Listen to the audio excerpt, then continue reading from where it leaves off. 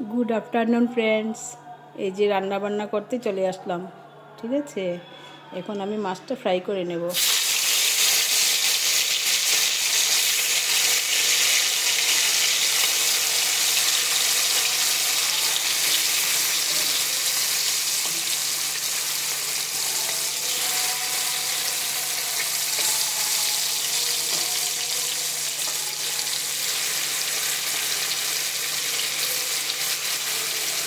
সব একসঙ্গে দিয়ে দেব, কারণ আমার কড়াটা বেশ বড়, তার জন্য একসঙ্গে দিয়ে দিচ্ছি।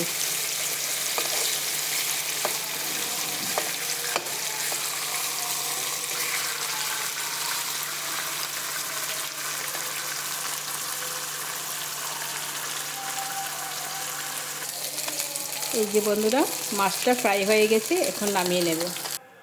এই যে বন্ধুরা, মাছ ভেজে যে তেলটা রয়েছে ওইটা দিয়ে আমি তরকারিটা বানাবো। ঠিক আছে, এখানটায় আমি তেজপাতা একটা দিয়ে দিয়েছি, আর এখানটা একটু জিরা সম্বাস দেব। জিরাটা ফ্রাই হয়ে গেছে, এখন আমি এখানে টমেটো আর পেঁয়াজটা দিয়ে দেব।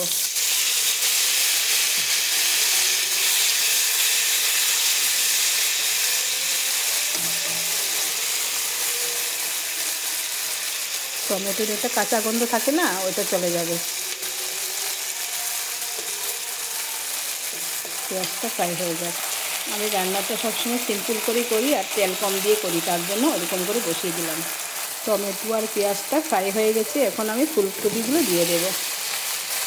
ফুলকপিগুলো একটু ভাজা করে নেব।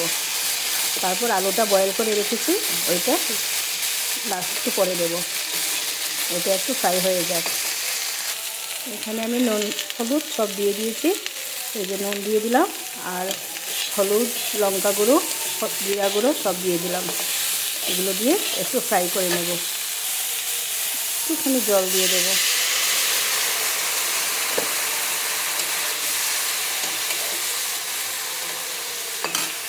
ঢেকে রেখে দেবো।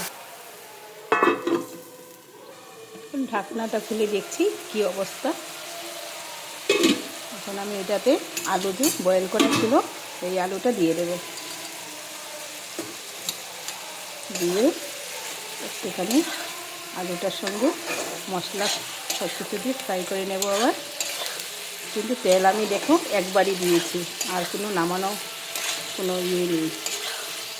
সব কিন্তু একসঙ্গে দিয়ে তারপর আমি ঝোল দিয়ে দেবো। এই যে কেটলি বসিয়ে দিয়েছি, গরম জলে জল হচ্ছে, তারপর আমি জলটা দিয়ে দেবো। এই যে বন্ধুরা, সব কিছু কষানো হয়ে গেছে। আর ফুলকপি বেশি গলে গেলে না আমার ভালো লাগে না, তার জন্য ফুলকপিটা বেশি গলতে দিইনি। এই গরম জল ঢেলে দিলাম, ঝোল দিয়ে দিলাম। ফুটন্ত জল, চটপট রান্নাটা হয়ে যাবে।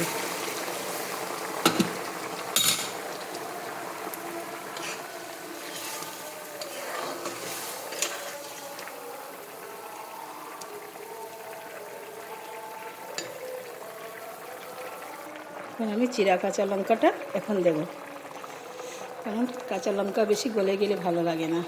একটু একটু সেন্টও বেরোবে, আর এখন সিদ্ধ হয়ে যাবে। ঠিক করে মাছটা দিয়ে দেব।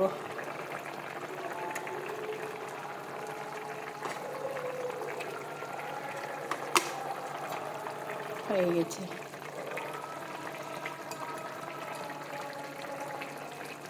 রান্না আমার কমপ্লিট। ঠিক আছে বন্ধুরা, এখন আমি নামিয়ে নেব। একটুখানি ঢাকা দিয়ে রাখবো, তারপর নামিয়ে নেব। তাহলে এখানটা রেখে দিলাম। Bye bye.